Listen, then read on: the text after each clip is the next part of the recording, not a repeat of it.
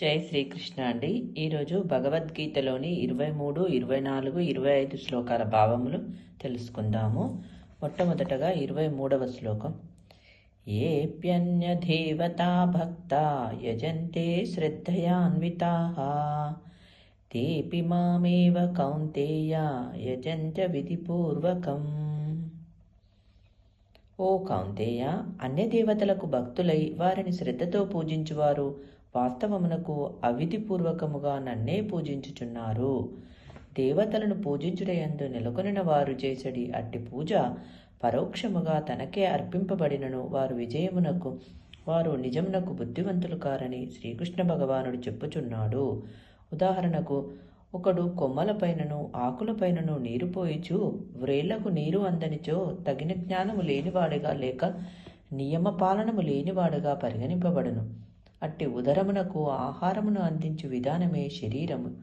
శరీరం యొక్క వివిధ అవయములకు పుష్టిని కలిగించుట లేదా సేవించుట కాగలదు. వాస్తవమునకు దేవతలు దేవాది దేవుని ప్రభుత్వం నందలి వివిధ అధికారులు మరియు నిర్దేశకుల వంటివారు.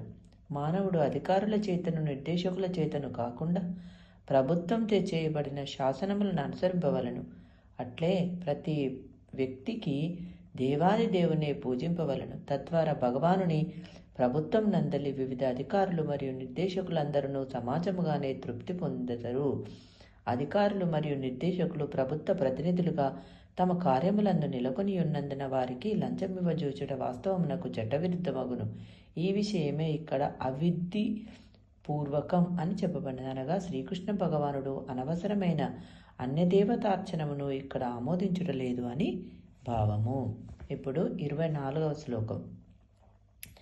అహం హి సర్వయజ్ఞానాం భోక్తా చ ప్రభురేవ చ నతు మామభిజానంతి తత్వేన తచ్చవంతి తే. దీని యొక్క భావము, నేనే సర్వయజ్ఞములకు భోక్తను మరియు ప్రభువును అయ్యున్నాను. అందుచే నా వాస్తవమైన దివ్య స్వభావమును గుర్తింపలేని వారు పతనం చెందుదురు. వైదిక గ్రంథములందు పలు విధములైన యజ్ఞాచరణములు నిర్దేశింపబడి ఉన్నను. వాస్తవమునకు అవి అన్నీను దేవాది దేవుడైన శ్రీకృష్ణుని సంతృప్తిపరచుట కొరకే నిర్దేశింపబడినవని ఇక్కడ స్పష్టముగా చెప్పబడినది. యజ్ఞమనగా విష్ణువు. భగవద్గీత యజ్ఞుడు లేదా విష్ణువును సంతృప్తిపరచుట కొరకై ప్రతి ఒక్కరూ కర్మనొనరింపవలనని స్పష్టంగా తెలుపబడినది. మానవ నాగరికతకు పరిపక్వ రూపమైన వర్ణాశ్రమ ధర్మము ప్రత్యేకించి విష్ణువును సంతృప్తిపరచుట కొరకై ఉద్దేశింపబడినది. కనుకనే శ్రీకృష్ణ భగవానుడు ఈ శ్లోకమున నేనే పరమప్రభువును, కావున సర్వయజ్ఞములకు నేనే భోక్తను అని పలుకుచున్నాడు. కానీ మందబుద్ధులు ఈ సత్యం నెరగక తాత్కాలిక లాభముల కొరకై దేవతలను పూజింతురు. కనుక వారు భౌతిక జీవన స్థితికి పతనం చెంది ఎన్నడూ మానవ జన్మ యొక్క వాంఛిత లక్ష్యమును పొందజాలరు. అయినను ఎవరైనను భౌతిక వాంఛలు నెరవేరవలనని వాంఛించినచో అది శుద్ధ భక్తి కాకున్నను వాటి కొరకై భగవానుని ప్రార్థించుటయే ఉత్తమం. తద్వారా వారు వాంఛిత ఫలములను పొందుదురని భావము. ఇప్పుడు 25వ శ్లోకం.